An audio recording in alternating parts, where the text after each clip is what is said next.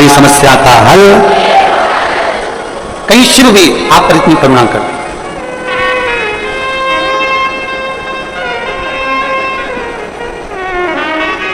बहुत विश्वास लेकर कथा को सुनो, पूर्ण भरोसे के साथ शिव महापुराण की कथा सुनो, और जितने भरोसे और विश्वास के साथ में कथा सुनोगे उतना भगवान शिव कृपा करें।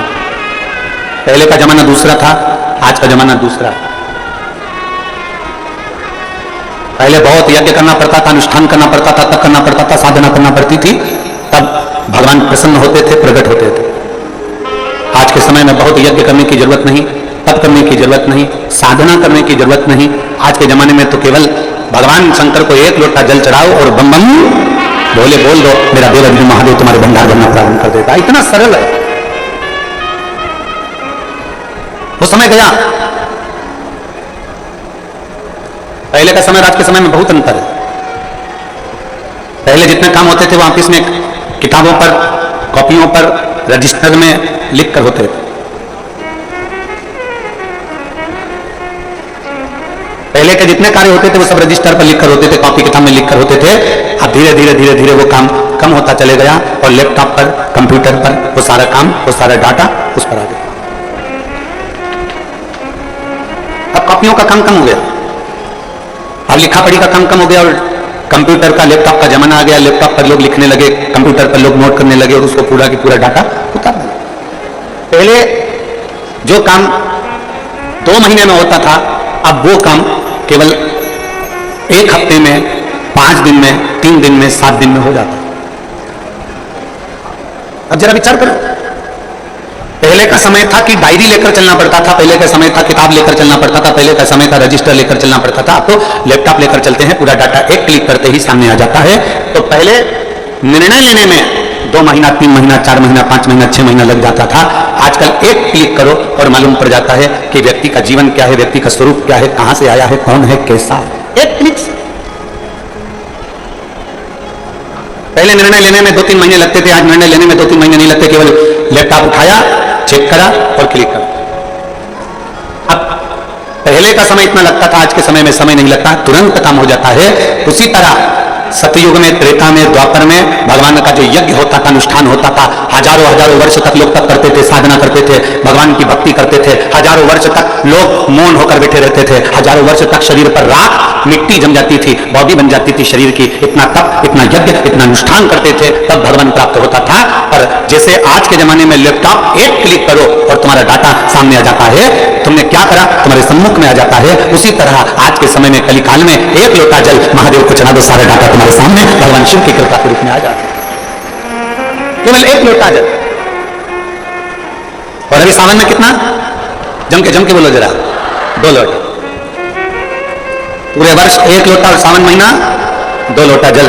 क्योंकि चातुर्मास में, सावन के महीने में हमारी भक्ति दुगनी होना चाहिए, हमारा भजन दुगना होना चाहिए, हमारा कीर्तन दुगना होना चाहिए, हमारा मंत्र जाप दुगना होना चाहिए।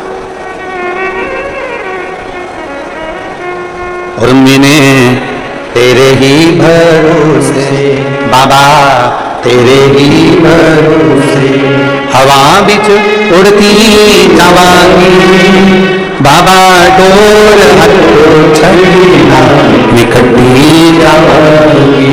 बोले मैं तेरी शंभो, मैं तेरी हवा बिच उड़ती जावांगी बाबा, डोर हटो छड़ीना निकटी। अपनी भक्ति को दुगना करिए, अपने विश्वास को दुगना करिए, अपनी दृढ़ता को दुगना करिए। गया जमाना जब किताबों से, डायरियों से, लिखा पढ़ी से काम होता था। आज का जमाना लैपटॉप का है, तुरंत काम होता है। इसलिए भगवान फल भी तुरंत देता है। जैसा कर्म करोगे वैसा फल तुम्हें तुरंत भोगना, तुरंत। और बहुत विश्वास के साथ में ये सावन का महीना मिला है, बहुत विश्वास के साथ। छत्तीसगढ़िया जम के छत्तीसगढ़िया सबले बढ़िया, बहुत विश्वास के साथ में ये सावन का महीना मिला है। इस सावन के महीने में जितना जितना शिव की भक्ति कर सकते हो उतनी करो। आस्था चैनल के माध्यम से फेसबुक यूट्यूब के माध्यम से जितने शिव भक्त भगवान शिव की अविरल भक्ति को सावन के महीने में धारण कर रहे हैं, वो एक विश्वास के साथ, एक भरोसे के साथ। अभी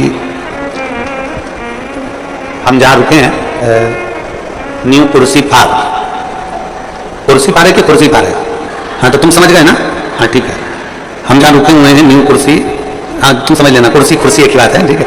हम न्यू डेज डेज डेज पार रुके हैं, तो वहां जिस भवन में हम रुके हैं अग्रसेन अग्रवाल समाज का, तो सुबह सुबह लगभग 5 साढ़े 5 बजे हम जब सुबह मॉर्निंग वॉक कर रहे थे, घूम रहे थे, तो वहां एक माता जी ने एक बहुत सुंदर प्रश्न किया। कथा की शुरुआत है, ध्यान से सुनना। उस माँ ने एक प्रश्न किया कि गुरुजी, हम एक संस्था से जुड़े हैं और वो संस्था कहती है कि भगवान शंकर की पूजन मत करो, मूर्ति पूजन मत करो, शिव जी को जल मत चढ़ाओ, शंकर जी को अभिषेक मत करो, मूर्ति पूजन बंद करो। क्यों मूर्ति की पूजन करें? हम उस माता जी के पूरे शब्द सुनते जा रहे थे और अपना वो हाल में घूमते जा रहे थे। गुरुजी, हम जिससे जुड़े हुए हैं वो बोलते हैं कि मूर्ति पूजन मत करो, रात करते हो कि शंकर जी को एक लोटा जल चढ़ाओ। हम जिनसे जुड़े हैं वो कहते हैं कि मूर्ति बाहर निकाल दो, घर से बाहर कर दो मूर्ति को, मूर्ति अभी घर में नहीं होना चाहिए, और जितना बन सके उतना ध्यान लगाकर बैठे रहो भगवान का, भगवान तुमको मिलेंगे। मूर्ति बात।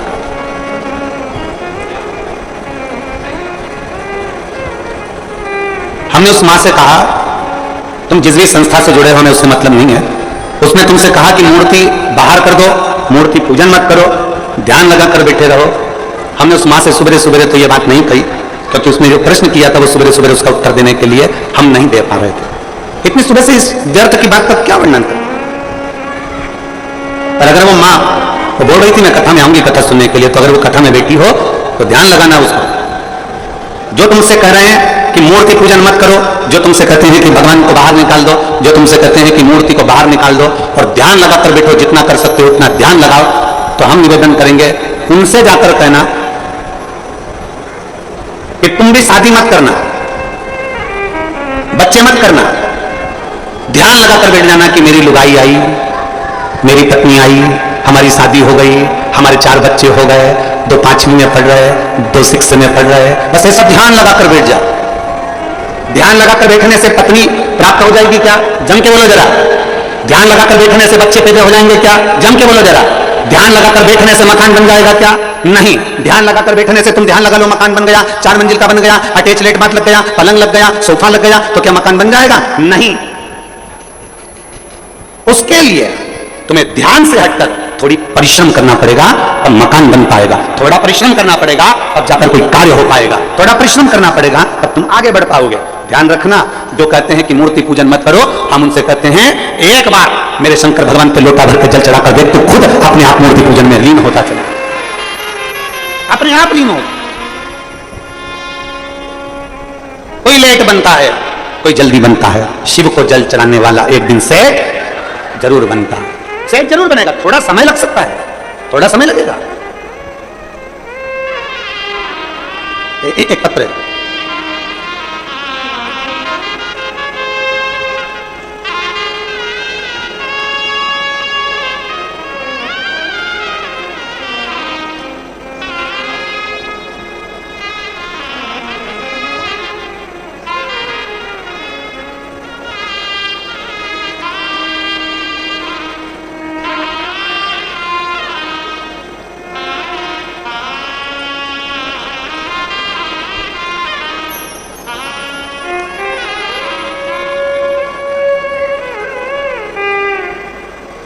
मेरा नाम मनीराम देवांगना।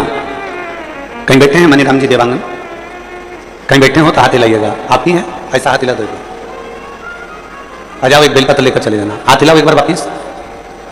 आ जाइए। मेरा नाम मनीराम देवांगन है। मैं भाटापारा जिला बालोद बाजार, भाटापारा छत्तीसगढ़ का निवासी हूँ। मेरा मोबाइल नंबर ये है। एक लोटे जल का मैं क्या वर्णन करूं? मैं कपड़े की फेरी लगाता हूं। साइकिल पे कपड़ा मारना, ले जाना, बेचना।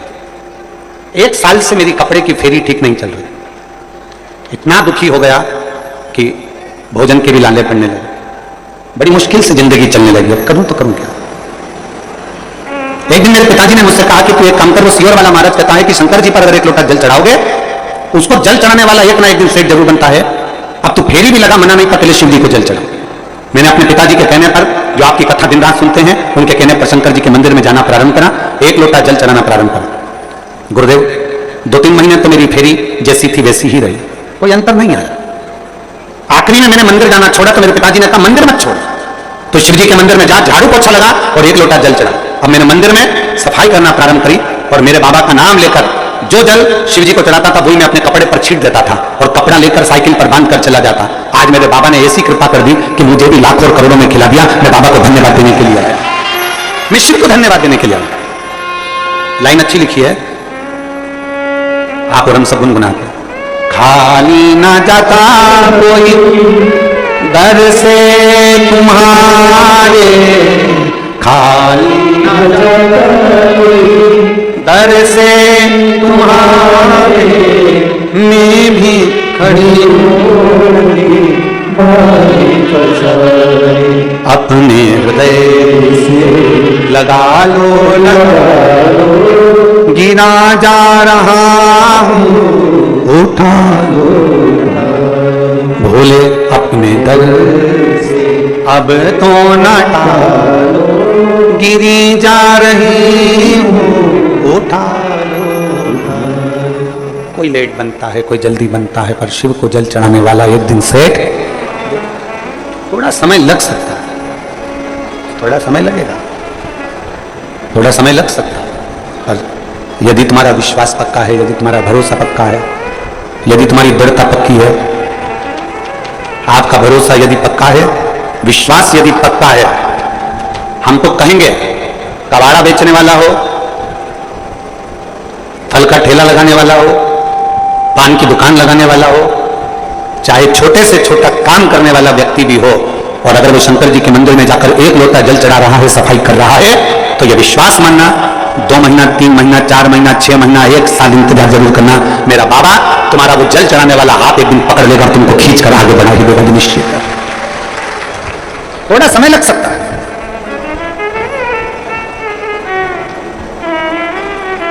थोड़ा समय लग सकता है, पर मेरा बाबा जिस दिन हाथ पकड़ेगा और खींचेगा उस दिन सुख का अनुभव होगा। थोड़ा समय लग सकता है।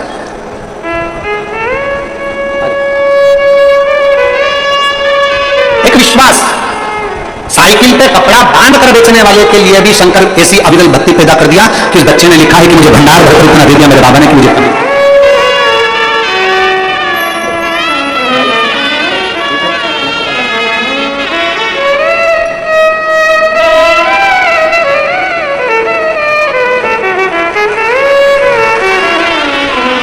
और लुटा दिया भंडार,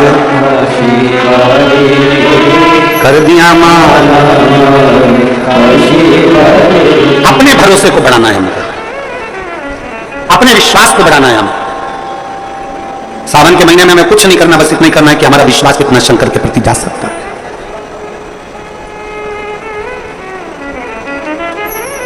बहुत सारे मिलेंगे आपको जो शंकर जी से आपको दूर करते जाएंगे, बहुत मिलेंगे। और मेरा निवेदन, आपके घर के पास, आपके नगर में, आपके खेड़े में, आपके मोहल्ले में, आपके क्षेत्र में जहां शिव का मंदिर है वहां रोज जाओ, 1 लोटा जल लेकर शिव के पास जरूर जाओ, उसके दरवाजे तक जरूर पहुंचो। 24,000 श्लोक का यह अपार समुद्र है शिव महापुराण की कथा, 12 संहिताओं में इसको बांट दिया गया है। और 24,000 श्लोक की इस अपार समुद्र में से आप और हम बैठकर केवल 1-2 मोती निकाल पाएंगे, और उस मोती को भी अगर हमने अपने पास में रख लिया तो समझ लो कि हमारी जिंदगी सार्थक हो गई। ज्यादा हम नहीं निकाल पाएंगे। शिव महापुराण में से मात्र 1-2 मोती, 7 दिन की कथा में से हमको वो अनमोल मोती निकालना है, वो मोती हमारी जिंदगी की सार्थकता को उत्पन्न करे। और जिसने 2 मोती निकाल लिए उसका जीवन सार्थक।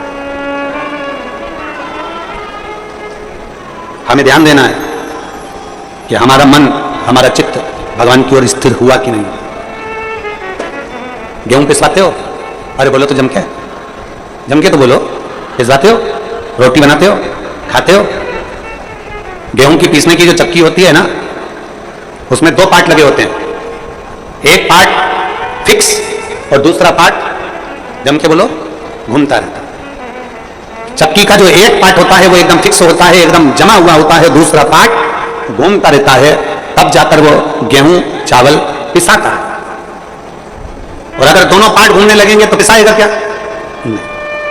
चक्की का एक पार्ट स्थिर है और दूसरा पार्ट घूम रहा है, उसी तरह इस शरीर के भी 2 पार्ट हैं, एक मन, दूसरा ये शरीर। शिव महापुराण की कथा कहती है मन को शंकर के चरणों में स्थिर रख लो और ये शरीर घूमने तो परमात्मा को मिलने में देरी नहीं लग सकती। मन स्थिर रखो। हम मन को स्थिर नहीं रख पाते। हम मन को जिस दिन स्थिर रख लेंगे, हम मन को जिस दिन पकड़ लेंगे, हम जिस दिन मन को अब स्थिरता में लाकर खड़ा कर देंगे, जिस दिन हमने मन की स्थिरता को निश्चित कर दिया, जिस दिन हमने मन को स्थिर कर दिया, फिर ये शरीर कहीं पर भी जाए, ये शरीर कहीं पर भी पहुंचे, अगर मन स्थिर हो गया तो फिर शरीर भी इधर उधर नहीं जा सकता। मन की स्थिरता। किसी किसी घर में बच्चों को इतने अच्छे संस्कार दे दिए जाते हैं, किसी किसी घर में बच्चों को इतना अच्छा ज्ञान दे दिया जाता है कि बच्चा किसी के साथ भी रहे उसका मन कभी बिगड़ता नहीं, वो बच्चा कभी नहीं बिगड़ता। कितनी सुंदर बात कही है कि कई मंथरा अयोध्या में रहने के बाद भी नहीं सुधरे और वो विभीषण रावण की लंका में रहने के बाद भी बिगड़ा नहीं बिगड़ा।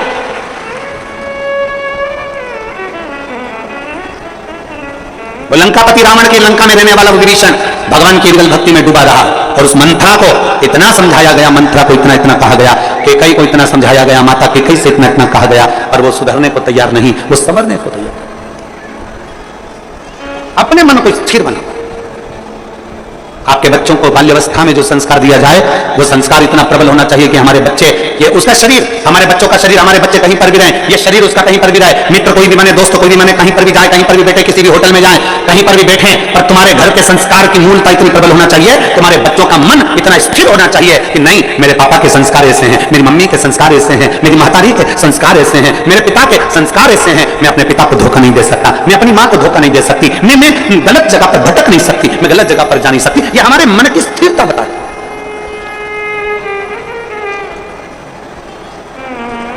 आज का जो माहौल चल रहा है ना, ये मेरी जीजियों और मेरे जितने जीजा बैठे हैं वो भी सावधानी से सुनो। आज का जो माहौल चल रहा है, मोबाइल का नेटवर्क मालूम पड़ जाता है कि कहां है, मोबाइल का नेटवर्क मालूम पड़ जाता है कि कहां है, पर घर के बच्चों का नेटवर्क मालूम नहीं पड़ पाता कि वो कहां है। हमारे बेटे का नेटवर्क कहां चल रहा है, हमारी बेटी का नेटवर्क कहां चल रहा है, हमारी बेटा का नेटवर्क कहां तक है, हमारी बेटी का नेटवर्क कहां तक है, हमारे बच्चों का नेटवर्क कहां तक है, किसकी संगत में, कौन दोस्त, कौन सहेली, कहां जा रही है, कहां ले जा रही है, कहां बैठ रही है।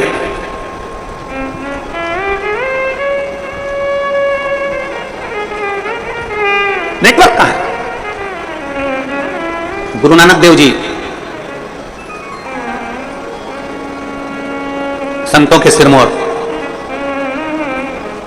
गुरु नानक देव जी अपने शिष्य बाले से कहते हैं, बाले, एक व्यक्ति जो कर्म करता है, उस कर्म करने वाले व्यक्ति के ऊपर उस मालिक की दृष्टि हर पल रहती है, हर पल। जैसे आज की भाषा में कहें कि दुनिया के लोग कहीं पर भी रहें, वो सोचते हैं कि हमने जो करा वो परमात्मा ने नहीं देखा, हमने दुख किया तो भगवान ने नहीं देखा, हम पुण्य करते हैं तो सारी दुनिया में डोंडी पीट देते हैं, और हम पाप करते हैं तो किसी से नहीं करते, छुपा लेते हैं, उसको लगता है कि मैंने किसी से नहीं कहा। गुरु नानक देव जी कहते हैं, बाले, हमारे एक एक कर्म पर हमारे ईश्वर की, उस परमात्मा की दृष्टि हमेशा रहती है। मोबाइल का नेटवर्क मालूम पड़ सकता है कि कहां है, पर आज के बच्चों का नेटवर्क मालूम नहीं पड़ पाता कि बच्चे कहां हैं, किससे बात कर रहे हैं, मोबाइल में किससे चैटिंग कर रहे हैं, किससे बात की जा रही है, कौन है, कौन सहेली है, कौन दोस्त है, कौन व्यक्ति कैसा है, उसको नहीं मालूम पड़ता। मोबाइल का नेटवर्क मालूम पड़ जाएगा पर बच्चों का नेटवर्क नहीं मालूम पड़ पाता। इसलिए निवेदन आप सबसे शिव महापुराण कथा के माध्यम से जितने मेरे विश्व के पूरे संपूर्ण विश्व में बैठे हुए श्रोता भाई बहन जो शिव महापुराण की कथा को सुन रहे हैं, उनसे निवेदन है, सावन के महीने में अपने बच्चों के हाथ में एक लोटा जल पकड़ाओ और उसको भी शिवालय तक भेजो, जिससे उसका मन स्थिर होगा। शरीर भले घूमता जाए पर मन की स्थिरता बनना चाहिए। शरीर भले घूमे पर मन की स्थिरता हो। स्थिर मकान किसने बनाया? तुमने मेहनत कर कर। घर बनाया तुमने मेहनत कर कर, एक एक रुपया जोड़कर तुमने महल बनाया, नगर बसाया, मकान बनाया, घर बनाया, परिवार बनाया, पत्नी का half set, full set, sofa set, सब कुछ घर में लाकर दिया, डिनर सेट, सब कुछ दिया। उसके बाद भी मनुष्य अगर घर में अपसेट रहे तो ऐसे सेट का कोई मतलब नहीं। उसके बाद भी अगर अपसेट हो तो उसका कोई मतलब नहीं।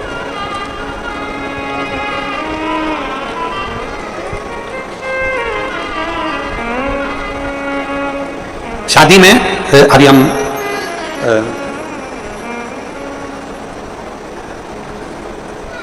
बीच में कथा थी एक महाराष्ट्र में, तो हम एक शादी में गए। वो नहीं माने कि बेटी ने जिद कर ली कि नहीं गुरुजी नहीं आएंगे तो मैं बरमाला नहीं डालूं, फेरे नहीं करूं, फिर हमको जाना पड़ा। अब वो बेटी ऐसा हाथ करी, हमने उसके हाथ में श्रीफल वगैरह दिया तो उसके हाथ में नाम लिखा हुआ था। तो हमने बेटी से पूछा क्यों रही ये हाथ पे नाम किसका लिखा है? तो बेटी ने कहा मैंने पूछा बेटा ये नाम किसका लिखा है? तो कि मेरे पति का। अच्छा, तो हमने कहा कि ये तुमने हाथ पे नाम क्यों लिखवाया? तो वो बोली कि मैंने जब मेहंदी मंडवा रही थी तो मेरी जो चाची जी हैं वो बोली कि हाथ में अगर पति का नाम रहता है तो पति मुट्ठी में रहता है।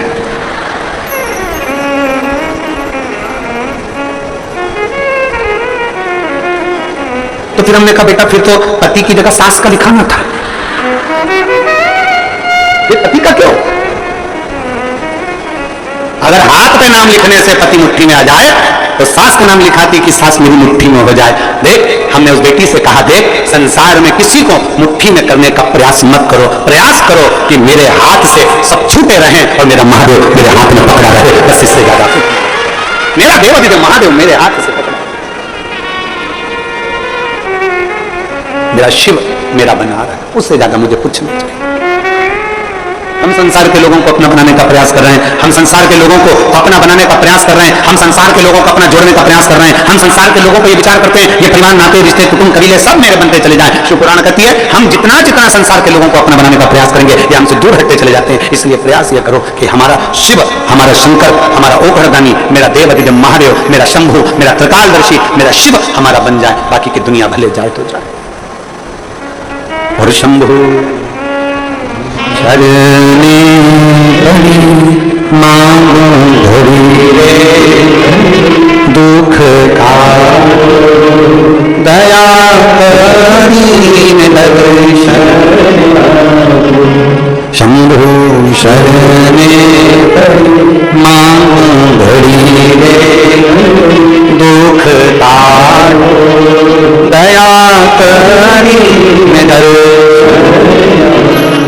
हम शिव को अपना बना, हम शंकर को अपना बना।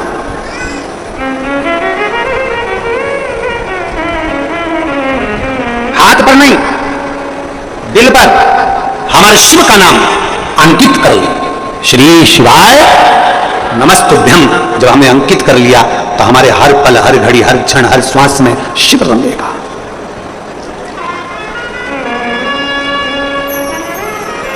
कावड़ देना, कावड़ देखिए आप लोगों ने, ये कावड़, इसमें दो तो पानी के कलश रहते हैं, दो पानी के लोटे रहते हैं, भक्ति की डोरी बंदी होती है और एक बांबू एक बांस लगा रहता है। इसमें मूलतः डंडे का प्रयोग में बांस का प्रयोग किया जाता है। इसमें मूलतः इस कावड़ में डंडे के प्रयोग की जगह बांस का, बांबू का, इधर छत्तीसगढ़ में क्या बोलते हैं? बांस बोलते हैं, बांबू बोलते हो? बांस। महाराष्ट्र में बांबू बोलते हैं इसको, बांबू मूलतः प्रयोग होता है। अब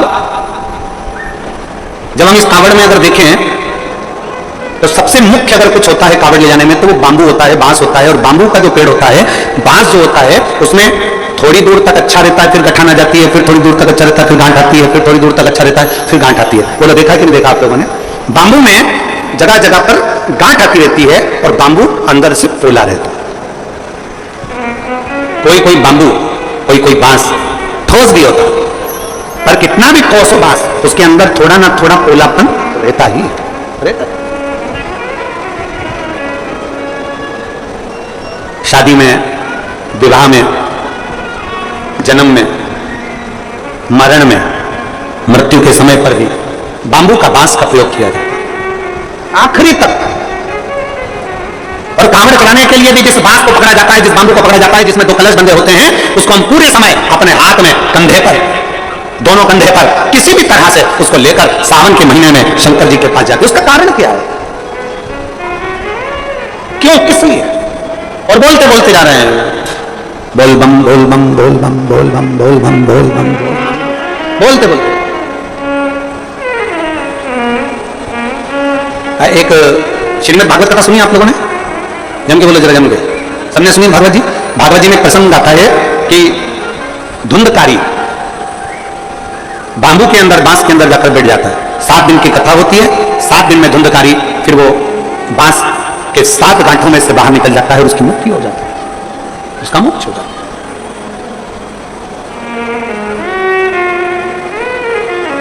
एक बांस कंधे पर लिया, 2 लोटे, 2 कलश उसमें बंधे, और उसको हमने पकड़कर बोल बम बोल बम बोल बम बोल बम बोलते बोलते आखिरी में हम जो बांबू पकड़े हैं, जो बांस पकड़े हैं, वो बांस की महत्वता सावन के महीने में क्यों हो जाती है? क्यों कांवड़ बांबू पर ही बांध कर ली जाती है? उसका कारण क्या है? उसका केवल एक कारण है, हे देवाधिदेव महादेव, इस बांबू में गांठें हैं। और सरलता में जाइए, देखो बहुत बहुत सरलता में जाइएगा। हमारे भारत की भूमि के जो जगत गुरु शंकराचार्य जी हैं, वो भी अपने हाथ में दंड रखते हैं, वो भी बांबू, वो भी बांबू, वो भी बांस, वो भी बांस का। कंधे पर कांवड़ ली और कांवड़ लेकर जब हम चले, हम पकड़कर बोल बम बोलते बोलते जा रहे हैं, उस कांवड़ के डंडे को पकड़े हैं और आखिरी में शिव जी के मंदिर में जाकर भगवान शंकर को जल अर्पित करते हैं। और जल अर्पित कर हम जब वापिस अपने भवन की ओर आते हैं तो देवाधिदेव महादेव के उस भाव में भगवान शंकर की भक्ति करती है, शिव महापुराण की कथा करती है। वो बांबू जिसमें बहुत सारी गांठें हैं, और वो गांठें स्वयं शिव शंकर की कथा करती है। जिस समय पर हम दोनों हाथ में कावड़ के लोटों को लेकर, जल लेकर भगवान शिव को समर्पित करते हैं, 2 हाथ हमारे जल से भरे होते हैं और बांबू नीचे रह जाता है, उसी समय पर शिव कथा करती है कि जैसे बांस की गांठें बहुत होती हैं और वो गांठ टूटती नहीं है, पर महादेव के चरणों में जैसे 2 लोटा जल पहुंचता है, हमारे जीवन की सारी गांठें टूटती चली जाती अपने आप। कई लोग छत्तीसगढ़ से मालूम नहीं जाते कि नहीं जाते, हमें नहीं मालूम, पर देवघर, बाबा धाम, छत्तीसगढ़ से जाते हैं लोग, बाल हाथ उठाओ जरा, जाते हैं? अरे बहुत बढ़िया, रखो रखो, बहुत बढ़िया। देवघर जाते हैं, सुल्तानगंज से जल भरकर देवघर तक पैदल 150 किलोमीटर तक बाबा का नाम लेते लेते लेते लेते भगवान का भजन करते करते चले जाते हैं। उसके दरवाजे तक पहुंच गए, जल महादेव पर चढ़ा कि नहीं चढ़ा वो मतलब नहीं है, वो मूलता नहीं है, पर आप भगवान के दरवाजे तक जब पहुंचते हो, आप भगवान के द्वार तक जब पहुंचते हो तो भगवान उसको स्वीकार करते हैं। पहुंचते हैं हम उसके दरवाजे तक, जब पहुंचेंगे तो सुख का अनुभव अपने आप होगा। अपने शिव कथा कहती है, कावड़ लेकर जब हम भगवान देवाधिदेव महादेव की ओर बढ़ते हैं, कावड़ लेकर,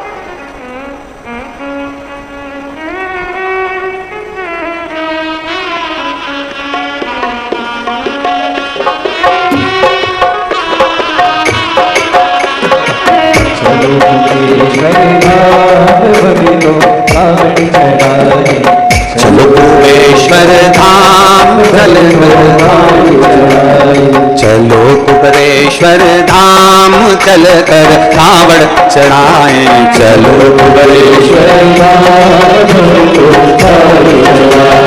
कावड़ चढ़ाए मेरे भोले को रिझाए, कावड़ चढ़ाए शिव शंकर को रिझाए, अरे चलो कुबेश्वर धाम चल चल के कावड़ चढ़ाए, चलो कुबेरेश्वर चलो ये कुबेरेश्वर धाम चल के कावड़ चढ़ा, चलो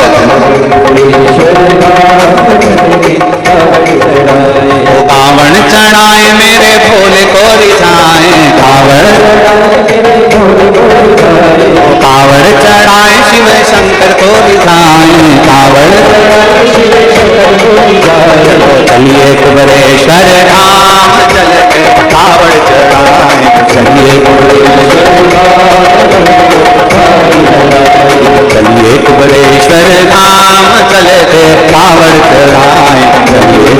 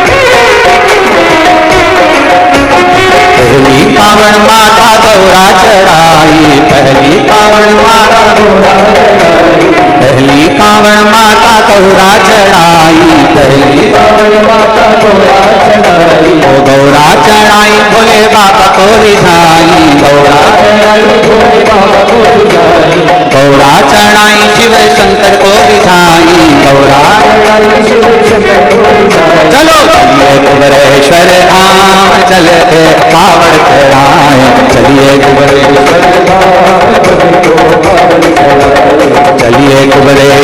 भाव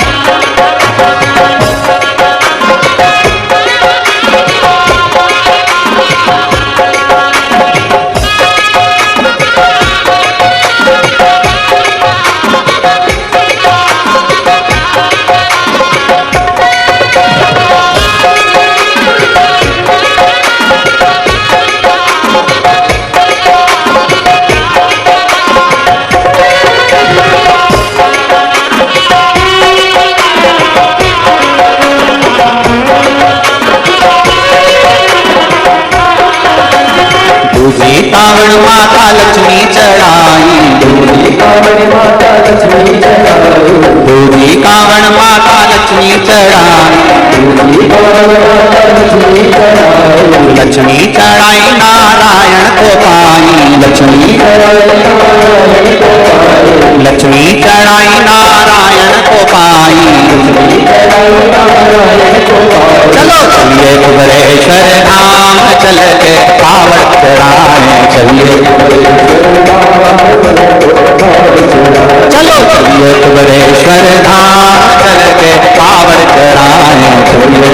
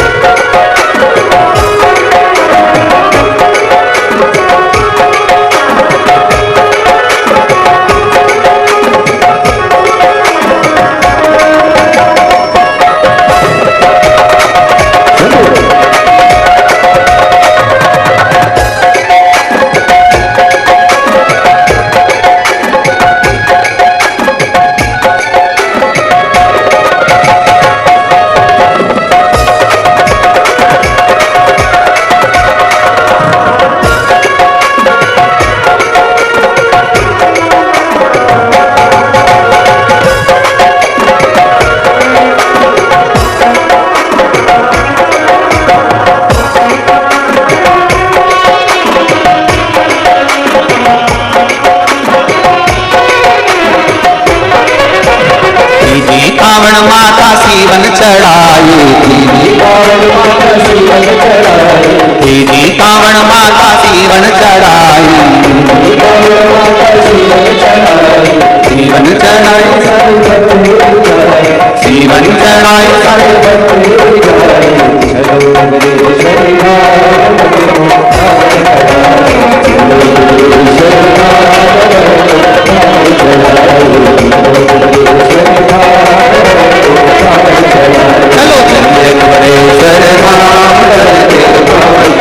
चलते कावड़ चढ़ाए, चलते कावड़ चढ़ाए, चलते कावड़ चढ़ाए, चलते कावड़ चलो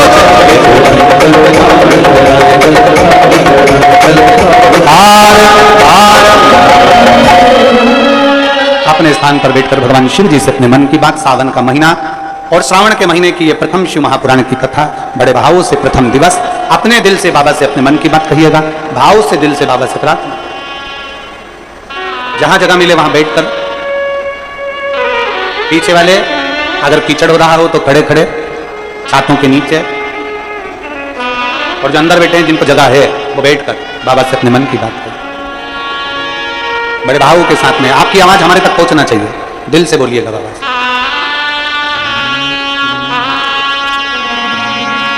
श्री शिवाय नमस्ते, श्री शिवाय नमस्ते, श्री शिवाय नमस्ते, श्री शिवाय नमस्ते, श्री शिवाय नमस्ते। भोला सब दुख काटो हारा, ओ भोला सब दुख काटो हारा, शिव शंकर जपो तेरी माला, भोले बाबा जपो तेरी माला, भोला सब दुख काटो हारा, ओ भोला सब दुख काटो हारा, वेश मंगलकारी, वेश मंगलकारी, शमशान वासी हमारा, शमशान वासी हमारा, ओ भोला सब दुख काटो हारा, ओ भोला सब दुख काटो हारा। भगवान देवती महादेव, भगवान शिव की कथा कहती है, सावन के महीने में विश्वास के साथ में जो हम भगवान की कावड़ लेकर जाते हैं, उसमें जो डंडा लगा होता है वो बांबू का होता है, उसमें भी गांठें होती है, वो गांठें खुल जाती है। कहते हैं शिव के नजदीक जैसे जैसे पहुंचते हैं वैसे वैसे हमारी जिंदगी की गांठें खुलती चली। शिव महापुराण में एक देवराज नाम का ब्राह्मण, महात्मा में कथा थी, एक देवराज नाम का ब्राह्मण, ब्राह्मण कुल में जन्म जरूर ले लिया पर ब्राह्मण जैसा कर्म नहीं कर पाया।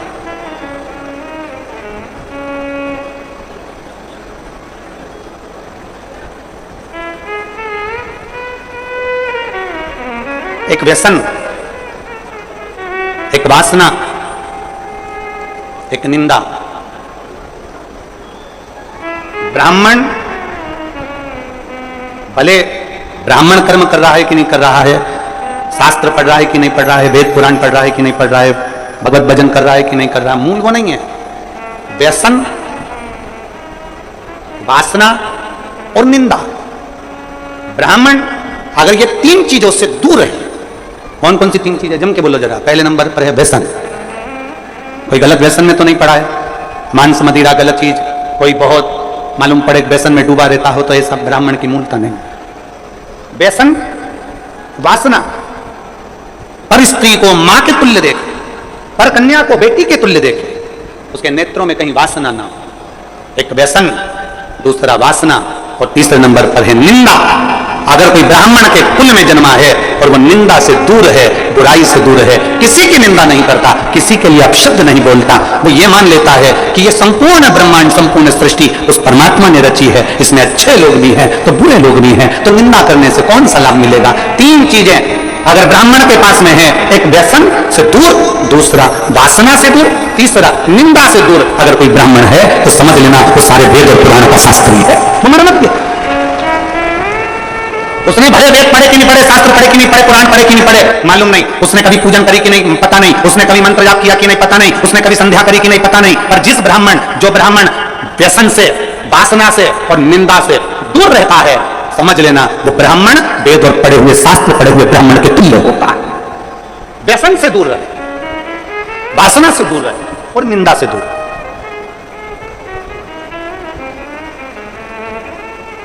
व्यसन, वासना और निंदा से जो दूरी बना लेता है, समझ लो वो श्रेष्ठ है, वो श्रेष्ठ।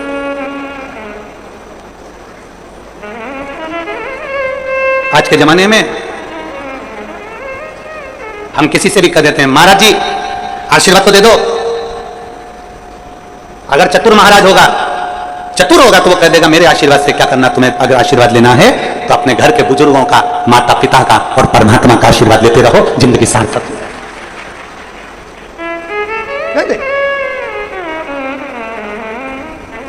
व्यसन में डूबा हुआ कितना बड़ा भी विद्वान क्यों ना हो, कितना बड़ा भी वेद पाठी क्यों ना हो, कितना बड़ा भी शास्त्रों का मर्मत के जानने वाला क्यों ना हो, अगर व्यसन में डूबा है तो वो श्रेष्ठ नहीं। कितना बड़ा भी मर्मज्ञवान हो, कितना बड़ा भी वेद पाठी हो, कितना बड़ी विद्वत्ता हो, अगर वो वासना में डूबा है तो वो श्रेष्ठ नहीं। लंकाधिपति रावण के पास में इतनी विद्वत्ता थी, इतना विद्वान था, इतना ज्ञानी था, इतना ज्ञानी था, इतनी विद्वत्ता लंकाधिपति रावण के पास में थी कि सारे मंत्र, सारी साधना, सारे तप, सब कुछ लंकाधिपति रावण जानता था। पर व्यसन में भी रावण डूबा रहा, वासना में भी रावण डूबा रहा और निंदा में भी रावण डूबा रहा, इसलिए कोई दिया जलाने वाला नहीं बचा, समाप्त हो गया। आप भले वेद ना पढ़िए, आप भले शास्त्र ना पढ़िए, आप भले मर्मज्ञ मत बनिए, आप भले विद्वान मत बनिए, पर ब्राह्मण के तीन लक्षण अगर आपके अंतर्गत हैं, आप व्यसन से दूर हो, आप वासना से दूर हो, आप निंदा से दूर हो, किसी की निंदा आपके मुख पर नहीं आती, किसी की बुराई आपके मुख पर नहीं आती, समझ लेना कि कहीं ना कहीं आप शंकर का एक रूप धरकर पृथ्वी पर आए हो, कहीं ना कहीं राम का एक रूप रखकर आप मृत्यु लोक में आए हो, कहीं मेरे कृष्ण ने आप पर कृपा करी तो कहीं अपने अंश को भूमि पर भेज दिया। अगर इन तीन चीजों से आप दूर हो, आपकी भक्ति, आपका विश्वास, आपकी दृढ़ता, एक पत्र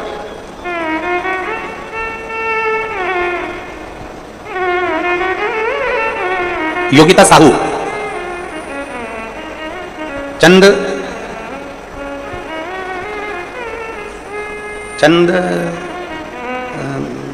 खुरी लिखा है कि बुरी लिखा है वो पता नहीं है, हम चैनल पे दिखा देते हैं, तुम खुद पढ़ लेना और तुम समझ जाना कि यही लिखा, ठीक है। कैमरे वाले भैया जरा आओ तो जरा इनको बताओ क्या लिखा हुआ है।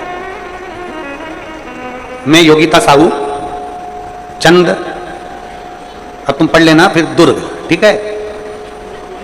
खुरी खुरी, हाँ चंद खुरी, हाँ ठीक है समझ गए। हर हर महादेव। मैं योगिता साहू चंदखुरी दुर्ग से, कहीं बैठी हो तो हाथ हिला सकती हैं। योगिता साहू कहीं बैठी हैं चंदखुरी से तो हाथ हिला सकती हैं। मैं बाबा का क्या वर्णन करूं गुरुदेव, कहीं बैठी हो और अगर बच्चे को लाई हो, इधर बैठी हैं क्या, बच्चे को लाई हो तो लेकर आ सकती हैं, लिया। मैं भोले बाबा का क्या वर्णन करूं गुरुदेव। मेरे यहां शादी के हमने 1 साल 2 साल 3 साल 4 साल 5 साल 6 साल 7 साल 8 साल तक इंतजार करते रहे बच्चों का कि बच्चा होगा, संतान होगी, पर संतान का सुख नहीं हुआ गुरुदेव। कई वर्ष निकल गए और संतान का सुख प्राप्त नहीं हुआ। तब हमारे किसी रिश्तेदार ने कहा कि पंडाल में बैठकर शिव महापुराण की कथा अगर सुनी जाती है और जो मांगा जाता है वो प्राप्त होता है। हमने विचार करा हमें कहां शिव महापुराण की कथा सुनने को मिलेगी, वो सीवर वाला बाबा तो इतनी दूर दूर कथा करने जाता है, हमारे क्षेत्र में कहां कथा करने आए। तभी हमें सूचना मिली कि भिलाई में कथा होने वाली थी। उस समय पर हम भिलाई की कथा को सुने, लॉकडाउन का समय, हमने भिलाई की कथा को सुना, पंडाल में बैठकर बाबा से विनती करी और बाबा ने ऐसी कृपा करी गुरुदेव कि बाबा की कृपा से 8 साल के बाद मेरे घर में बाबा ने संतान का सुख दिया है। मैं बाबा को यहाँ प्रणाम करने के लिए 8 वर्ष के बाद मुझे मेरे बाबा ने संतान। गुरुदेव एक बात कहना चाहती हूं, जब संतान नहीं होती है ना तो लोग एक स्त्री को, एक नारी को दोष देते हैं, पर मेरे भोले बाबा से विनती है, आप जो अपनी भाषा में कहते हो वो एक बार इस व्यासपीठ से जरूर कहना। हम जो भोले बाबा से कहते हैं आपको मालूम होगा, एक ही चीज कहते हैं कि मेरे बाबा किसी स्त्री की गोद खाली मत रखना और किसी पुरुष की जेब खाली मत रखना। स्त्री की गोद खाली रहती है। लॉकडाउन के समय पर हमने कथा सुनी और बाबा से इस पंडाल में बैठकर बाबा से भिलाई की कथा में मांगा था कि हमारे घर औलाद हो जाए, और बाबा ने 8 साल के बाद हमें कथा, बाबा ने संतान दी। स्त्री की गोद खाली रहती है तो लोग ताना देते रहते हैं, शब्द कहते रहते हैं, ना जाने क्या क्या बोलते रहते हैं। और पुरुष की जब जेब खाली रहती है तो दुनिया के लोग गिनते नहीं है, ठोकर मार देते, ठोकर मार देते। दोनों चीजों में ताने मिलते हैं सर, दोनों चीजों में। एक पत्र और है, दीप्ति साहू, कोडिया दुर्ग। दीप्ति साहू की बेटियां कोडिया दुर्ग से आती हैं। बच्चा आया है के साथ में, ले आओ इसको भी ले आओ। गुरुजी, हमारी शादी को कई वर्ष बीत गए थे, संतान के लिए तरस रहे थे, तब हमारे पास वाली आंटी ने हमसे कहा कि तू सफेद आंकड़े की जड़ का प्रयोग कर, शंकर जी के मंदिर में 1 लोटा जल चढ़ाना प्रारंभ कर। हमने शिव जी के मंदिर में 1 लोटा जल चढ़ाना प्रारंभ करा, सफेद आंकड़े की जड़ का प्रयोग करा। प्रयोग करने के बाद संतान नहीं हुई, फिर दूसरी बार हमने सफेद आंकड़े की जड़ का प्रयोग करा, और बाबा की कृपा से हमारे घर में कई वर्षों के बाद किलकारियां खेली और संतान का सुख प्राप्त हो गया। लिया बच्चे को, लिया।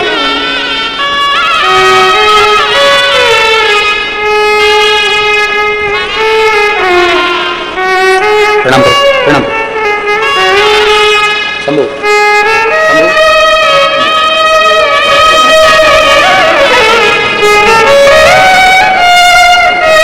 खुश हो गया, रोने का नहीं, खुश हो गया।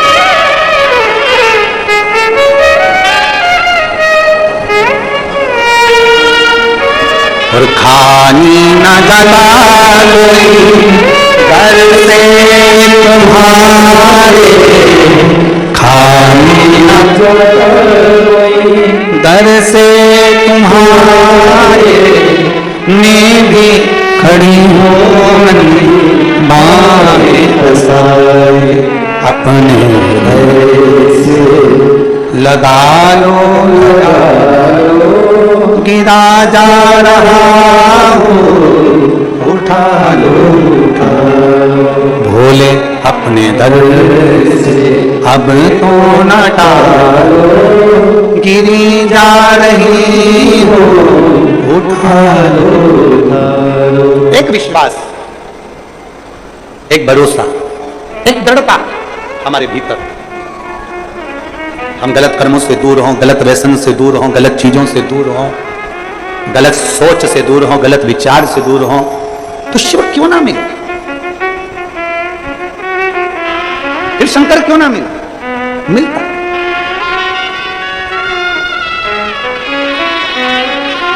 बधाई हो।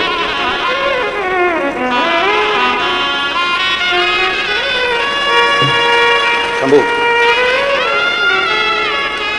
शंभू,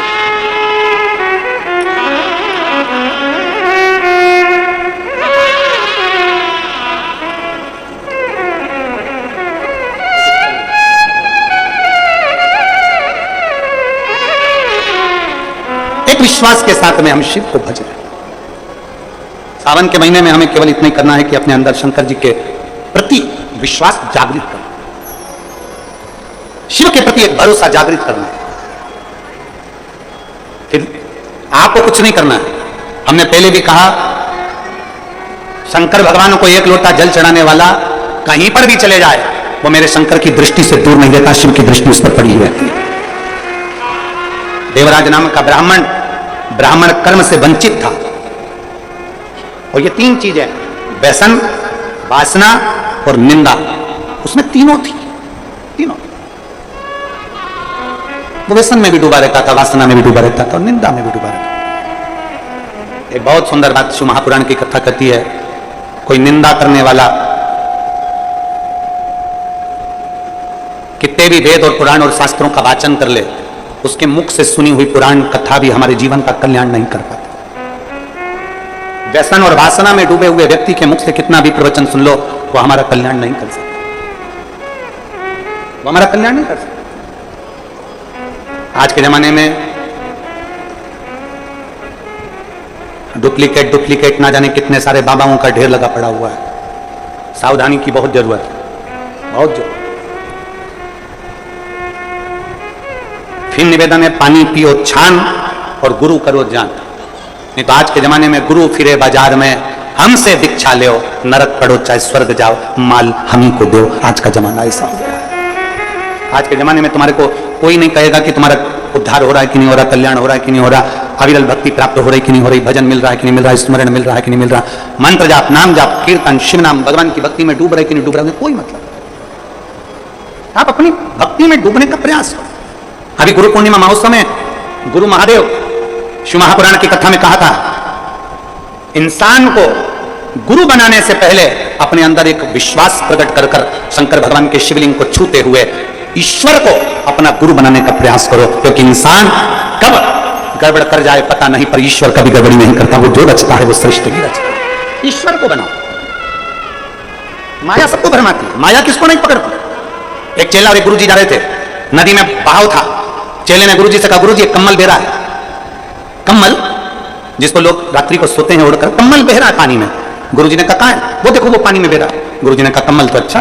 चेला कहने लगा, गुरु जी जाऊं कम्मल लेने? गुरु जी ने कहा, मत जा बेटा, कम्मल लेने के लिए क्या करना, अपने पास कम्मल की ढेरी लगी हुई है, क्या करेगा कम्मल लाके? नहीं गुरु जी, कम्मल लेने तो जाऊंगा। गुरु का कहना चेले ने नहीं माना, नदी में कूद गया, कम्मल लेने के लिए गया। जैसे कम्मल लेने के लिए वो गया, कम्मल लेकर आने लगा, कम्मल पकड़ लिया। उसको नहीं मालूम था कि ये कम्मल नहीं है, ये तो कोई भालू पानी में बह रहा था। तो भालू ने उस शिष्य को पकड़ लिया, अब वो छोड़ नहीं रहा। गुरु जी घाट पे से चिल्ला रहे, बेटा कम्मल छोड़ दे। शिष्य चिल्ला कर कह रहा है, गुरु जी मैंने तो कम्मल को छोड़ दिया, पर कम्मल मुझे नहीं छोड़ रहा है। तो भालू ने पकड़ लिया, मैंने कम्मल को छोड़ दिया पर कम्मल मुझे नहीं छोड़ रहा है। बस यही संसार है। इस संसार में माया जब पकड़ती है तो किसी को नहीं छोड़ती है, चाहे वो कोई भी हो। इसलिए शिव पुराण कहती है, पार्वती जी ने शिव जी को गुरु बनाया था, गणेश जी ने शिव जी को गुरु बनाया था, नंदी ने शिव जी को गुरु बनाया था, लक्ष्मी जी ने शिव जी को गुरु बनाया था, नारायण ने शिव जी को गुरु बनाया था। सारे देवताओं का क्रम उठाकर देख लिए, सबने महादेव को गुरु बनाया। तो हम भी हमारे देवदेव महादेव का मात्र स्पर्श कर उसको गुरु बना सकते। शिव को स्पर्श कर, शिव का स्मरण कर। व्यसन, वासना और निंदा ये दूर रहे। तो कितना कितना छत्तीसगढ़ पुलिस, छत्तीसगढ़ शासन की जो पुलिस है वो तो निरंतर कई सालों से एक अभियान चलाती आ रही है, व्यसन मुक्त, नशा मुक्त, नशे से मुक्त। शायद भारत की संपूर्ण प्रदेशों में से केवल एक छत्तीसगढ़ की पुलिस एक ऐसी होगी जो यह अभियान चलाती है कि हमारा प्रदेश, हमारा देश नशे से मुक्त हो। एक बार जोरदार ताली बजाओ छत्तीसगढ़ पुलिस के लिए, साधु नशे से मुक्त हो। और शिव महापुराण भी यही कर रही है। आज की दुनिया के लोग कहते हैं शंकर भगवान तो भांग का नशा करते हैं, शंकर भगवान गांजे का नशा करते हैं, शंकर भगवान चिलम पीते हैं, भगवान शंकर ऐसा करते हैं। दुनिया के लोगों की दृष्टि गड़बड़ हो गई है, दुनिया के लोगों की सोच गड़बड़ हो गई है। शंकर भगवान को दुनिया के लोग केवल बदनाम करने में लगे हुए हैं, इसलिए उनके जो फोटो बना दिए वो गांजा पीते हुए बना दिया, उनके फोटो बना दिए चिलम पीते हुए बना दिया, उनका फोटो बना दिया लोटे में भांग पीता हुआ बना दिया। अरे मेरे देव महादेव ना कभी गांजा पीते हैं ना कभी भांग पीते हैं। मेरे महादेव तो नशे से मुक्त रहने की सलाह देते हैं कि नशे से मुक्त रहिए, नशे से मुक्त। ये तो दुनिया की दृष्टि गलत है ना। जिसकी गलत दृष्टि होती है ना उसी को गलत दिखता है। रोड पे गाय ज्यादा हो जाती है तो दुनिया के लोग कहते हैं कितनी आवारा गाय घूम रही है। अरे आवारा तेरी आंख हो गई जो तुझे गोमाता भी आवारा नजर आ रही है, आवारा तेरे नेत्र हो गए इसलिए तुझे गोमाता आवारा नजर आ रही है। याद रखना, हमारी दृष्टि जैसी होती है सामने की सृष्टि वैसी नजर आती है। नीला चश्मा लगाओगे तो नीला दिखेगा, काला लगाओगे तो काला दिखेगा, पीला चश्मा लगाओगे तो पीला दिखेगा, गुलाबी लगाओगे तो गुलाबी दिखेगा। जैसा चश्मा आंखों में चढ़ा रहेगा वैसा दिखेगा। हम जैसे हैं वैसे हमको सब नजर आते हैं। गौ माता कभी आवारा नहीं होती, हमारी दृष्टि आवारा हो गई। दूध निकाला छोड़ दिया, रोडों पर फिर रही है, कचरा खा रही है, पॉलीथीन खा रही है और उसकी दशा बिगड़ रही है। कहीं से तो गुजारा करेगी, कहीं से तो पेट भरेगी गौ माता।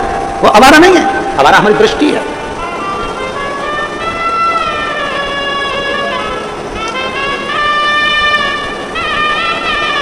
साधुता, मेरे शिव कभी नशा करने की आदत नहीं डालते, मेरे शंकर कभी नहीं कहते कि तुम गांजा पियो, मेरे शिव जी कभी नहीं कहते कि तुम भांग पियो, मेरे शंकर भगवान कभी नहीं कहते कि तुम चिलम पियो। मेरे शंकर भगवान तो कहते हैं कि नशों से दूर हो जाओ और भगवान की अविरल भक्ति के नशे में डूब जाओ। जिस दिन तुम राम नाम, कृष्ण नाम, शिव नाम के नशे में डूबोगे उस दिन तुम्हारी जिंदगी स्वयं सार्थक होती है। व्यसन वासना और निंदा, ये तीनों से ब्राह्मण को दूर रहना चाहिए।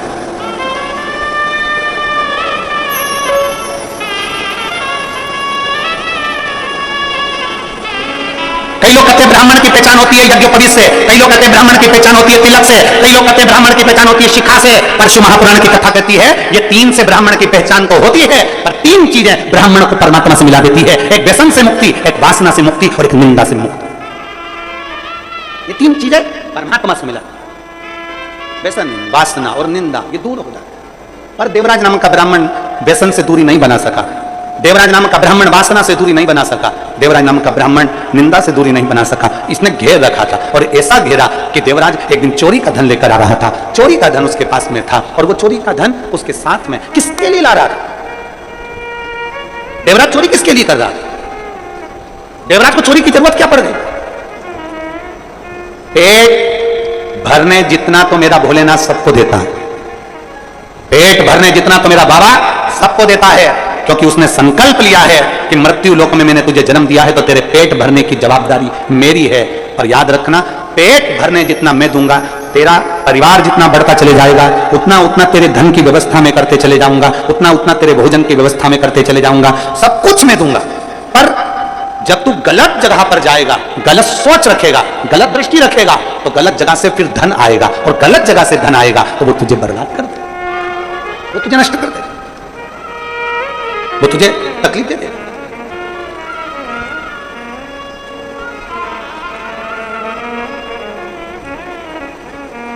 व्यक्ति नौकरी करता है, व्यक्ति धंधा करता है, उससे उसके घर का गुजारा आराम से चलता है। पर जब वो सोचने लगता है कि पड़ोसी के घर में एक गाड़ी आई है, बहुत जोरदार आई है, गाड़ी मुझे भी चाहिए, तब फिर वो एक का दो करना प्रारंभ कर देता है। पड़ोसी ने बड़ा बंगला बना लिया, महल बना लिया, मेरे परिवार वालों ने, मेरे रिश्तेदारों ने बड़ा महल बना बंगला बना लिया, अब उसको भी ज्यादा चाहिए, तो उसने फिर एक का दो करना प्रारंभ कर दिया। मतलब जब तक उसका पेट भरा रहा था, परमात्मा उसको उस लायक दे रहा था, धन ज्यादा चाहिए था तो गलत काम करना उसने प्रारंभ किया। छत्तीसगढ़ से जिन्होंने ये सुंदर कथा का आयोजन मात्र 5 से 6 दिन में इस कथा का आयोजन रखकर हम सभी भक्तों को श्रवण के सुंदर महीने में कथा श्रवण कराने का जो पुण्य हम सभी को प्राप्त होना था, उसमें एक बड़ा ही सुंदर कार्य आदरणीय श्री दया सिंह जी ने करा। एक बार जोरदार ताली बजाकर स्वागत करें।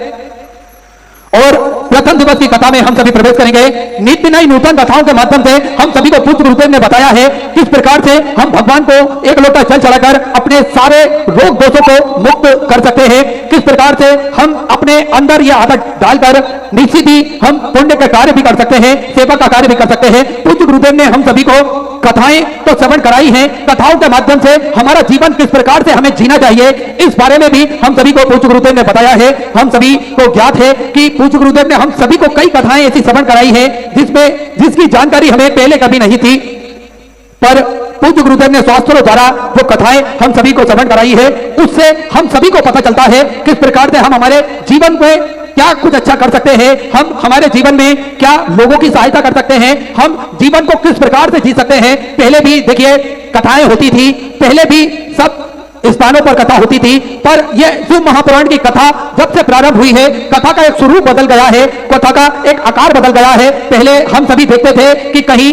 मंदिर देवालय या फिर धर्मशालाओं में कथा हो जाती थी और कुछ लोग उस कथा को देखकर श्रवण कर लेते थे, पर अब कोरोना काल महामारी के बाद में शिव महापुराण की कथा जब से प्रारंभ हुई है, इसके बाद में ये लाखों का जन समुद्र हम सभी को देखने को मिलता है। भगवान के प्रति जो अपार श्रद्धा और भक्ति लोगों के हृदय में जागृत हुई है, यह शिव महापुराण की कथा का ही प्रभाव है। हम सभी देखते हैं कि आज कहीं पर भी किसी भी स्थान पर कथा क्यों ना हो, यह लाखों का जन समुद्र हम सभी को देखने को मिलता है। हम सभी को पता चलता है कि सभी के हृदय में भगवान भोलेनाथ के प्रति कितनी आस्था और कितनी श्रद्धा है। शिव महापुराण की कथा के बाद से हम सभी को पता चला है कि किस प्रकार से श्रद्धा और विश्वास की कथा पूज्य गुरुदेव ने हम सभी को श्रवण कराई है और हम सभी के हृदय में जो श्रद्धा और विश्वास जागृत कराया है, यह शिव महापुराण की कथा ने ही जागृत कराया है। देखिए एक और विशेष सूचना सभी भक्तों के लिए, पूज्य गुरुदेव से आप सीधे जुड़ सकते हैं। आपको कुछ नहीं करना है, मात्र 10 अंकों का एक नंबर अपने मोबाइल फोन से डायल करना है, इस पे मिस कॉल आपको देना है, इससे आप पूज्य गुरुदेव से सीधे जुड़ जाएंगे। आगामी कार्यक्रमों की सभी सूचनाएं आप सभी को बड़े ही आराम से प्राप्त हो जाएगी। नंबर आप सभी नोट कर सकते हैं, अपने मोबाइल फोन निकालकर आप अभी ये नंबर डायल कर सकते हैं। नंबर आप सभी नोट करें 743384 रिपीट 74338, ये 10 अंकों का नंबर है। इसको कुछ नहीं करना है, आपको अपने मोबाइल फोन से एक मिस कॉल देना है और सीधे पूज्य गुरुदेव से आप जुड़ जाएंगे। आगामी कार्यक्रमों की सभी सूचनाएं आप सभी को प्राप्त हो सकेगी और पूज्य गुरुदेव की कथा की आगामी कथा की लिंक बड़े ही आराम से आपको प्राप्त हो जाएगी। आप मात्र मिस कॉल मारे। अभी जैसे महाशिवरात्रि का पर्व भी आएगा और शिवरात्रि की पूजन भी होगी, तो यह पूजन की सामग्री भी आपको इस नंबर पर मिस कॉल मारने से आप सभी को पूजन की सामग्री के बारे में भी सूचना प्राप्त हो जाएगी। तो नंबर एक बार आप पुनः नोट कर सकते हैं और जिसको इस नंबर के बारे में अभी जानकारी नहीं मिली हो उन भक्तों तक भी यह नंबर की जानकारी आप पहुंचा सकते हैं। यह भी एक पुण्य का कार्य है। 74338 इस नंबर पर आपको मिस कॉल देना है और पूज्य गुरुदेव से आप सीधे जुड़ सकते हैं और इस नंबर की जानकारी अधिक से अधिक शेयर करें, जिससे सभी भक्त इस मिस कॉल नंबर का फायदा उठा सके और सभी भक्त इसका लाभ ले सके। सुंदर, आज कथा के हम सभी प्रथम दिवस में प्रवेश करेंगे। आप सभी दानदाताओं ने जिसका जैसा निर्माणाधीन कुमरेश्वर धाम के लिए जिन दानदाताओं ने अपनी सहयोग राशि प्रदान करी है उन सभी पुण्यशाली दानदाताओं के नाम श्री सुमित विमल जी भार्गव दिल्ली से सुंदर 500 रुपए की सहयोग राशि आपने समर्पित की, बहुत बहुत बधाई। विजयदीप जी शर्मा राजस्थान से सुंदर 1000 रुपए की सहयोग राशि आपने समर्पित की। किशोरी देवी जी की तरफ से 500 रुपए। दियांश सिंह जी गंडई छत्तीसगढ़ से सुंदर 500 रुपए की सहयोग राशि आपने समर्पित की। पंचाल सोनल बेन जी की तरफ से बड़ौदा गुजरात से सुंदर 1100 रुपए। धनराज जी की तरफ से तमिलनाडु से सुंदर 1000 रुपए की सहयोग राशि आपने समर्पित की। गुप्तदान में पंजाब से सुंदर 551 रुपए उर्मिला परशुराम जी पंडित की तरफ से गोरखा से सुंदर आपने 500 रुपए की सहयोग राशि समर्पित की। सुनील सिंह जी की तरफ से लखनऊ उत्तर प्रदेश से सुंदर 500 रुपए। सुनीता देवी जी की तरफ से सीतामढ़ी बिहार से सुंदर 500 रुपए। स्वर्गीय पद्माबाई जी की स्मृति में हैदराबाद से सुंदर 21,000 रुपए की सहयोग राशि देकर आजीवन भोजन भंडार एक्सप्रेस का ग्रहण करी। सुनील अक्षर में नामांकित कराया, बहुत बहुत बधाई। सुंदर विचार आपके सहयोग राशि आपने समर्पित की। शुभम जी यादव इंदौर मध्य प्रदेश से सुंदर 1000 रुपए की सहयोग राशि आपने समर्पित की। उर्मिला देवी जी गुप्ता दिल्ली से सुंदर 500 रुपए की सहयोग राशि आपने समर्पित की। गौतम जी कटरा की तरफ से सुंदर 500 रुपए, गुप्तदान में सुंदर 500 रुपए। पवन कुमार जी त्यागी की तरफ से बेगमपुर से सुंदर 551 रुपए की सहयोग राशि आपने समर्पित की। गुप्तदान में अजमेर राजस्थान से सुंदर 500 रुपए। गुप्तदान उत्तराखंड से सुंदर 1000 रुपए की सहयोग राशि आपने समर्पित की। अंजलि जी मिश्रा गाजियाबाद उत्तर प्रदेश से सुंदर 500 रुपए। नीति वर्मा की तरफ से बेंगलुरु से सुंदर 500 रुपए। कौशल जी तागड़े की तरफ से भिलाई छत्तीसगढ़ से सुंदर 1000 रुपए। सरिका जी राउत की तरफ से मराठी से सुंदर आपने 500 रुपए की सहयोग राशि समर्पित की। कैलाश बेन जी पटेल की तरफ से महासना गुजरात से सुंदर 500 रुपए की सहयोग राशि आपने समर्पित की। तेजा जी तिवारी नवाबगंज कानपुर उत्तर प्रदेश से 21,000 रुपए की सहयोग राशि देकर आजीवन भोजन भंडार एक्सप्रेस का ग्रहण करी। सुनील अक्षर में नामांकित कराया, बहुत बहुत बधाई। सुंदर विचार आपको सहयोग राशि आपने समर्पित की। अमरेश जी झा बिलासपुर छत्तीसगढ़ से सुंदर 3,500 रुपए की सहयोग राशि आपने समर्पित की। गीतांजलि नरेंद्र जी की तरफ से उदयपुर राजस्थान से 1100 रुपए। तनुषा जी प्रजापति की तरफ से सुंदर 500 रुपए। सविता देवी जी की तरफ से धनबाद झारखंड से सुंदर 500 रुपए की सहयोग राशि आपने समर्पित की। जीडी दीपेश जी साउथ राजनांदगांव छत्तीसगढ़ से सुंदर 10,000 रुपए की सहयोग राशि आपने बाबा कुमरेश्वर धाम से समर्पित की, बहुत बहुत बधाई। सुंदर विचार आपके सहयोग राशि आपने समर्पित की। पुरुषोत्तम जी साउथ बिलासपुर छत्तीसगढ़ से सुंदर 5,100 रुपए की सहयोग राशि आपने गौ माता के चारे से समर्पित की, बहुत बहुत बधाई। सुंदर विचार आपके सहयोग राशि आपने समर्पित की। संगीता जी गुप्ता दिल्ली से सुंदर 500 रुपए। अजय सिंह राठौर की तरफ से सागर मध्य प्रदेश से 21,000 रुपए। नीतू जी तिवारी की तरफ से मुंबई से सुंदर 500 रुपए। दीपक सिंह की तरफ से बट्टा बिहार से सुंदर 500 रुपए। संगीता जी निर्माणकार की तरफ से उड़ीसा से सुंदर 1100 रुपए। राहुल जी की तरफ से बड़े मराठे से सुंदर 500 रुपए। में विशाल अभियान सुंदर 1100 रुपए की सहयोग राशि आपने समर्पित की। पंकज कुमार जी बिहार से सुंदर 1000 रुपए। हेमलता जी की तरफ से जगदलपुर से सुंदर 500 रुपए की सहयोग राशि आपने समर्पित की। पदम सिंह जी वर्मा की तरफ से कोटा राजस्थान से सुंदर 500 रुपए। ऋषभ जी हुसैन की तरफ से दिल्ली से सुंदर 500 रुपए। मोहसिन किशोर जी कोहली की तरफ से नासिक मराठा से सुंदर 500 रुपए। ईश्वरी प्रसाद जी की तरफ से आगरा उत्तर प्रदेश से सुंदर 500 रुपए। सुमन जी केसरवानी की तरफ से सकलगढ़ से सुंदर 500 रुपए। जगदीश जी भारत की तरफ से रोहतक हरियाणा सुंदर 500 रुपए। अनुराधा जी टेलर की तरफ से बूंदी राजस्थान से सुंदर 500 रुपए। आर्या जी त्रिपाठी की तरफ से वाराणसी उत्तर प्रदेश से 1000 रुपए की सहयोग राशि आपने समर्पित की। मीना जी खन्ना लुधियाना पंजाब से सुंदर 500 रुपए की सहयोग राशि आपने समर्पित की। हरदाना जी साहा की तरफ से साहिबगंज से सुंदर 1000 रुपए की सहयोग राशि आपने समर्पित की। नितिन जी मालवी की तरफ से इंदौर मध्य प्रदेश से सुंदर 500 रुपए। सुंदर 500 रुपए। राजकुमार जी चतुर्वेदी की तरफ से बस्ती उत्तर प्रदेश से सुंदर 500 रुपए। दर्शन देवी जी की तरफ से बिजनौर उत्तर प्रदेश से सुंदर 1100 रुपए की सहयोग राशि आपने समर्पित की। परशुराम जी की तरफ से बिलासपुर छत्तीसगढ़ से सुंदर 1100 रुपए। मुकुल जी जिंदल की तरफ से दिल्ली से सुंदर 651 रुपए की सहयोग राशि आपने समर्पित की। गीता देवी जी कुमावत की तरफ से चित्तौड़ राजस्थान से सुंदर 1100 रुपए की सहयोग राशि आपने समर्पित की। जगदीश जी वर्मा इंदौर मध्य प्रदेश से सुंदर 501 रुपए की सहयोग राशि आपने समर्पित की। दिवांशी जी की तरफ से बठिंडा पंजाब से सुंदर 501 रुपए की सहयोग राशि आपने समर्पित की। बिंदिया मुकेश जी की तरफ से नागपुर मराठी से सुंदर 500 रुपए। पुष्पा जी राजेंद्र भाई जी सोनी की तरफ से अहमदाबाद गुजरात से सुंदर 500 रुपए। चिराग जी गुप्ता कोलकाता वेस्ट बंगाल से सुंदर 1100 रुपए। गुप्ता में सुंदर 500 रुपए। शांति भाई जी कहर की तरफ से झालावाड़ राजस्थान से सुंदर 500 रुपए। ललिता बीजी शर्मा की तरफ से कल्याण से सुंदर 1000 रुपए। कविता जी शुक्ला की तरफ से सुंदर 1100 रुपए। गौरव की तरफ से वाराणसी उत्तर प्रदेश से सुंदर 500 रुपए। चांदनी हर्ष जी पटेल की तरफ से यूएसए से आपने सुंदर 2500 रुपए की सहयोग राशि समर्पित की, बहुत बधाई। चंचल कुमार जी की तरफ से अहमदाबाद गुजरात से सुंदर 500 रुपए। गोपाल जी चौरसिया बिहार से सुंदर 1000 रुपए। आरपी जी मौर्य की तरफ से भोपाल मध्य प्रदेश से 500 रुपए। मंजू जी श्रीवास्तव गुड़गांव हरियाणा से सुंदर 1100 रुपए की सहयोग राशि की। परे जी बाकड़िया की तरफ से बड़ौदा गुजरात से सुंदर 1100 रुपए। अरुण कुमार सिंह जी की तरफ से मुजफ्फरपुर बिहार से सुंदर 500 रुपए। प्रसन्न दिलीप जी बंसीवाल की तरफ से संभाजी नगर मराठी से सुंदर 500 रुपए की सहयोग राशि आपने बाबा कुमरेश्वर धाम से सहयोग की, बहुत बधाई। आप सभी को ज्ञात है निर्माणाधीन कुमरेश्वर धाम पर बाबा कुबेर भंडारी की पावन धरा पर सेवा के सारे कार्य चलते हैं सुचारू रूप से पूज्य गुरुदेव के सानिध्य में। आप सभी को ज्ञात है कि कंकर शंकर की ये पावन भूमि, कंकर शंकर की ये पावन भूमि जप स्थली है, तप स्थली है, आराधना स्थली है, साधना स्थली है। भक्त अपने मन की मुराद लेकर वहां पर पहुंचते हैं और 108 बार किसी भी स्थान पर बैठकर श्री शिवाय नमस्तुभ्यम का जाप करते हैं। मेरा कुबेर भंडारी, मेरा राजा धीरज महान राजा उन सभी भक्तों की मनोकामना न केवल कुछ ही दिनों में पूर्ण कर देते हैं, अपितु उन सभी भक्तों का भंडार भरकर रख देते हैं। ऐसी कृपा है इस धरा पर। सेवा का कार्य भी प्रतिदिन सुचारू रूप से चलता है, जिसमें चाहे मानव सेवा हो, जीव सेवा हो या फिर गौ माता की सेवा हो, सभी प्रकार की सेवाएं हमेशा श्री विठलेश्वर सेवा समिति के सानिध्य में, पूज्य गुरुदेव के सानिध्य में होती है। आप सभी को ज्ञात है कि भोजन भंडारा जो कि निःशुल्क रूप से चलता है, जिसमें लाखों सैकड़ों हजारों भक्त प्रतिदिन भोजन भंडारे की ग्रहण करते हैं और अपने जीवन को कृतार्थ करते हैं, आनंद करते हैं, जिसमें 21,000 रुपए की स्वर्गराशि आप देते हैं, आजीवन भोजन भंडारे की व्यवस्था ग्रहण करते हैं और उसी से यह भोजन भंडारा प्रतिदिन 365 दिन चलाया जाता है, जिसमें भक्त भोजन भंडारा ग्रहण कर अपने जीवन को कृतार्थ करते हैं और इसका कोई शुल्क नहीं लिया जाता है। साथ में आप सभी को ज्ञात है कि गौ माता की सेवा जो कि प्रतिदिन सुचारू रूप से चलती है, एक और भव्य गौशाला का निर्माण कार्य और चालू हो चुका है। आप सभी को ज्ञात है कि स्वास्थ्य शिविर हमेशा श्री विठलेश्वर सेवा समिति के सानिध्य में लगाए जाते हैं निःशुल्क रूप से, ताकि के भक्त अपने स्वास्थ्य की जांच करवा सके, उस स्वास्थ्य के विषय में जानकारी प्राप्त कर सके। इसलिए समय समय अनुसार स्वास्थ्य शिविर भी श्री विठलेश्वर सेवा समिति के सानिध्य में कुबेर भंडारी की पावन धरा पर लगाए जाते हैं। एक प्राथमिक उपचार केंद्र जो कि पूज्य गुरुदेव के सानिध्य में निःशुल्क रूप से चलता है, जिसमें दवाई गोली भी निःशुल्क रूप से वितरण की जाती है। साथ में 2 एम्बुलेंस भी भक्तों की सुविधा के लिए 24 घंटे उपलब्ध रहती है। ऐसे सेवा के कार्य करते हैं, जिसमें आप सभी को ज्ञात है कि 251 कमरों की यह भव्य विशाल धर्मशाला बनने जा रही है। उसका निर्माण कार्य बढ़ाते हुए 351 कमरों की यह विशाल भव्य धर्मशाला बनेगी। लगभग 15 से 16 बड़े बड़े हॉल भी इस धर्मशाला के अंतर्गत बनाए जाएंगे। तो ये सेवा के सारे प्रकल्प चलते हैं पूज्य गुरुदेव के सानिध्य में और निःशुल्क रूप से रुद्राक्ष वितरण प्रतिदिन किया जाता है, जिसका किसी भी प्रकार का कोई शुल्क नहीं लिया जाता है। पूज्य गुरुदेव का एक संकल्प है कि सभी सनातन धर्म के मानने वाले लोगों के गले में रुद्राक्ष हो, सभी सनातन धर्म के मानने वाले लोग ये रुद्राक्ष की महिमा को जान सके, इसलिए पूर्णतः निःशुल्क रूप से पूज्य गुरुदेव के सानिध्य में रुद्राक्ष वितरण किया जाता है और ये सेवा के सारे संकल्प पूज्य गुरुदेव के सानिध्य में चलते हैं।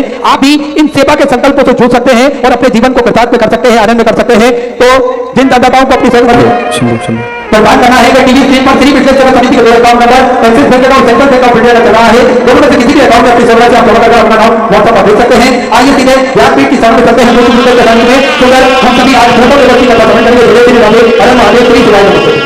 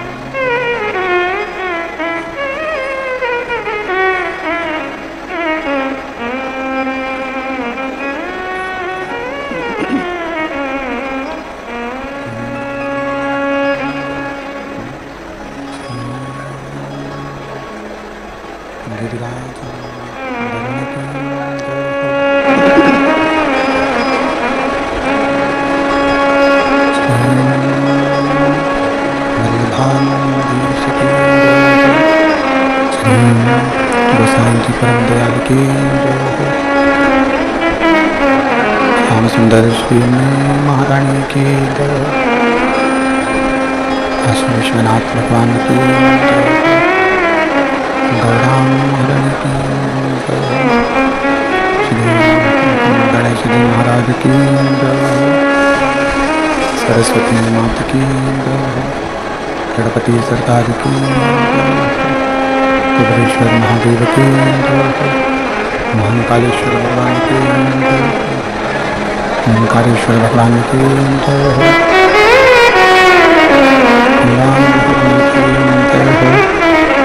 संत सदगुरुदेव माता की चिंता संतान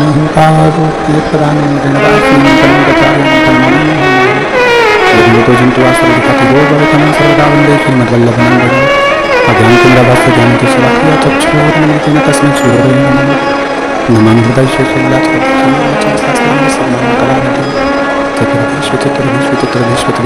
जाए तो सोकंठ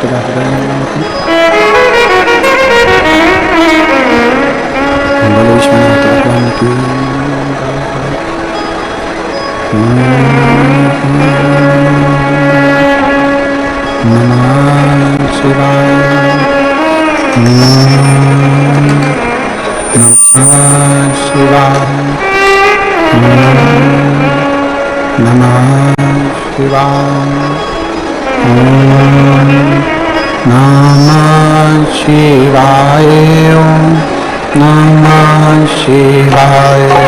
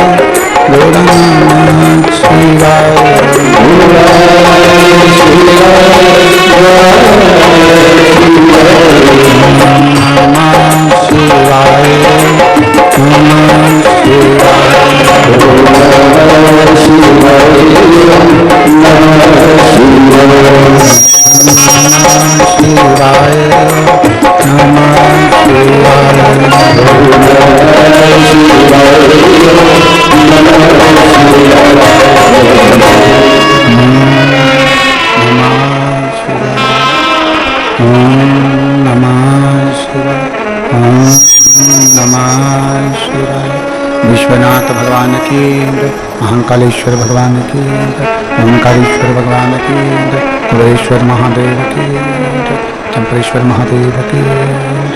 हर हर हर हर हर हर महादेव हर। काशी विश्वनाथ ओगरदानी कालदर्शी कैलाशी अविनाशी भगवान शिव, जिनकी पुनीत पावन शिव महापुराण की कथा संपूर्ण विश्व के कल्याण हेतु बाबा